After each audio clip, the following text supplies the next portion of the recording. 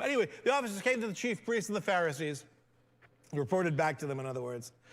And they, the chief priests and the Pharisees, said to the officers, "Why did you not bring him?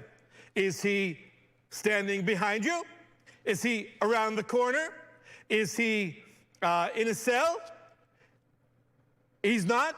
Why is he not with you? Why did you not bring him to us as we instructed you to?" You'll remember last 2 weeks we have seen that the Jewish leadership is quite intent on killing Yeshua.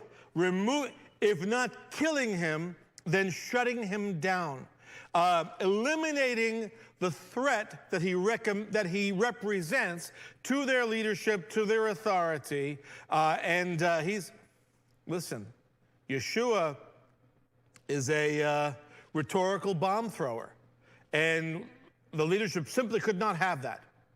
So why did you not bring him to us? And the officers, remember, educated Levites, spiritual men. The officers answered, "Never has a man spoken the way this man speaks."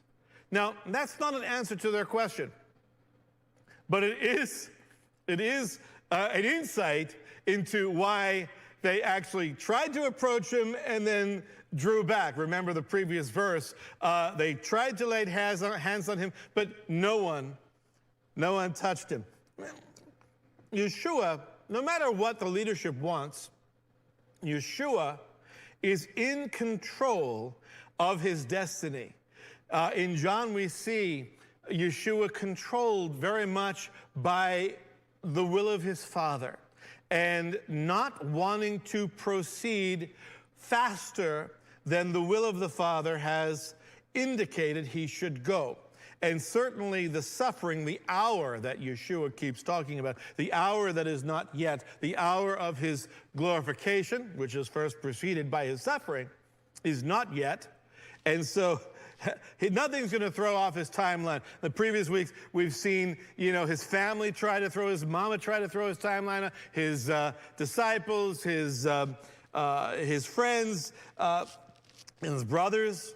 Nothing is going to sway him off the very rigid path that he has been placed on by his Father. And so never has a man spoken the way this man speaks. Now, I feel that way too.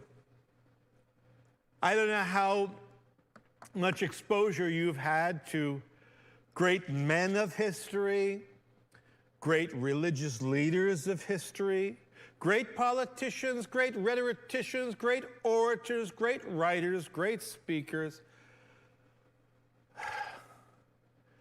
There's no one that I have ever encountered, read about or heard of, whose words strike me with the vicissitude of our Messiah. He is unique, and what he speaks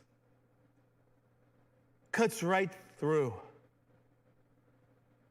penetrates the intellect, assuredly, doesn't bypass the intellect. But the ultimate destination is not the intellect. It's conduit through the intellect to the heart.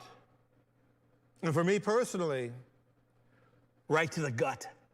Yeshua speaks right to what we would say in New York, right to the kishkas, and his words land with potent force. So I sympathize with these officers who were given this task by their leaders.